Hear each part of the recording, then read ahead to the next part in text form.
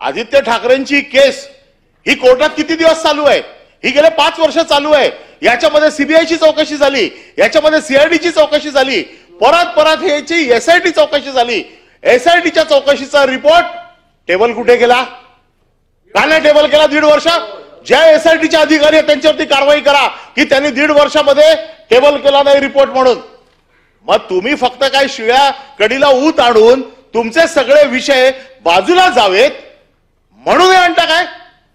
औरंगजेबाची कबर काल राष्ट्रीय स्वयंसेवक संघाने पूर्ण चेपून टाकली। आज दुसरा विषय नाही, आदित्य ठाकरे ठीक आहे, आदित्य ठाकरेंची चौकशी करायला आमचं काहीच म्हणणं नाहीये।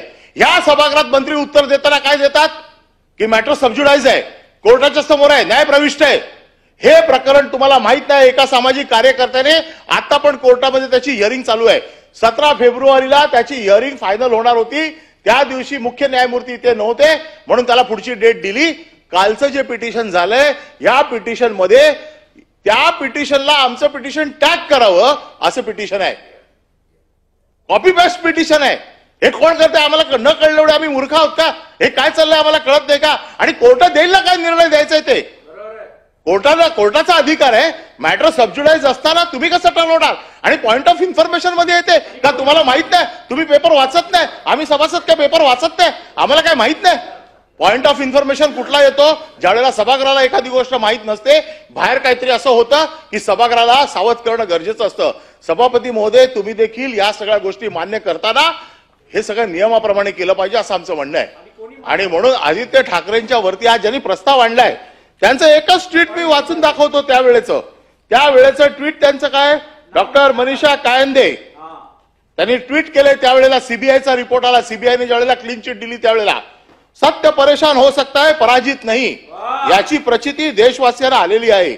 दिशा सालियनचा मृत्यू अपघाताने झाला असल्याची सीबीआयच्या अहवालात उघड झाले आहे, पण भाजप आणि राणे गँगने त्याचा बादरायण संबंध जोडून थैथयाट केला। आरोप करणाऱ्यांनी आता नाक घासून आदित्य ठाकरे यांची माफी मागावी। पुढे गेल्या ह्या मनीषा कायंदे सरड्यापेक्षा फास्ट रंग बदलला। अरे सरड्याला लाज वाटली? सरड्यापेक्षा फास्ट रंग बदलला का? तर आता उपसभापतीच्या पोस्टवरती लक्ष आहे। आता आहे ना, सत्य का? नाकारलं का? नाही नाकारलं का? हे नाकारलं का सांगा मला? हे ट्विट नाकारलं का?